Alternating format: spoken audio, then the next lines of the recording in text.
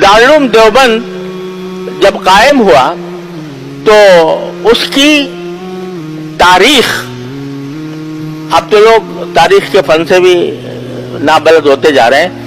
पहले कोई जुमला होता था या कोई आयत होती थी, उसके हुरूफ अबजद के जरिए वो कुछ आदाद निकाले जाते थे। मसलन अलिफ का 1 है, बा के 2 है, जीम के 3 है, दाल के 4 है, इस तरीके से हा के 5 है, बाव के 6 है, जा के 7 है। तो हर हर्फ का कोई आदद होता था।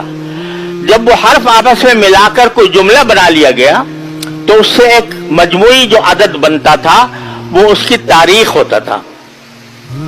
ये पहले बहुत रवाज था, अब उसके जानने वाले बहुत कम रह गए। तो जब दारुल देवबंद कायम हुआ तो दारुल देवबंद की जो तारीख निकाली गई वो फारसी जुमले में थी। फारसी जुमला यह था कि दर मदरसा खानकाह दीदेम, दर मदरसा खानकाह दीदेम, यानी मदरसे में हमने खानकाह देखी।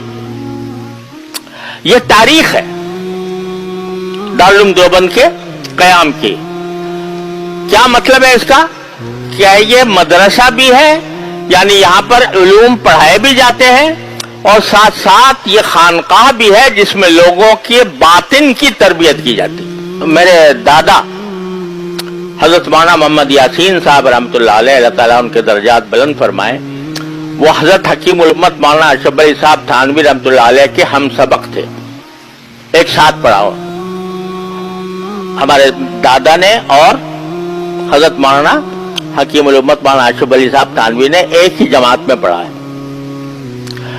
तो मैंने अपने वालिद माजिद रहमतुल्लाह अलैह से दादा का ये जुमला पता नहीं कितनी बार सुना और मैंने कितनी बार सुनाया लोगों को। वो फरमाया करते थे कि हमने दारुल देवबंद का वो जमाना देखा है जब उसके शेखुल हदीस और मोहतमीम से लेकर चपरासी और दरबान तक हर शख्स साहिब निस्बत वलीउल्लाह था। दरबान दरवाजे के ऊपर चौकीदारी कर रहा है और उसके ज़बान पर जिक्र जारी है अल्लाह तबारक व तआला का। तो ये चूंकि हमारे हजरात अकाबिर ने दारुल देवबंद में फजा ऐसी बनाई थी कि सिर्फ हुरूफ नुकूश का इल्म नहीं कि भाई हमने अरबी अच्छी हमने समझ में आ गई, सर्फ नाब अच्छी आ गई, फिक़ह की किताबें पढ़ ली, हदीस की किताबें पढ़ ली, बस नहीं, बल्कि वहां पर माहौल तरबियत का था। और तरबियत का ऐसा था कि हर उस्ताद अपनी जात में एक मुर्शिद था, अपने अमल से वो लोगों को सिखाता था, तरबियत देता था। तो इसी की बरकत है कि जो आज दुनिया भर अल्हम्दुलिल्लाह दारुल देवबंद का फैज और उसका नूर फैला हुआ है। वो क्यों है? इसलिए कि हर आदमी को अपनी इस्लाह की फिक्र थी कि मैं किसी तरह दुरुस्त हो जाऊं। मुझे अल्लाह तबारक व तआला के सामने जाना है तो मुझे अल्लाह तबारक व तआला की बारगाह में शर्मिंदा होना ना पड़े।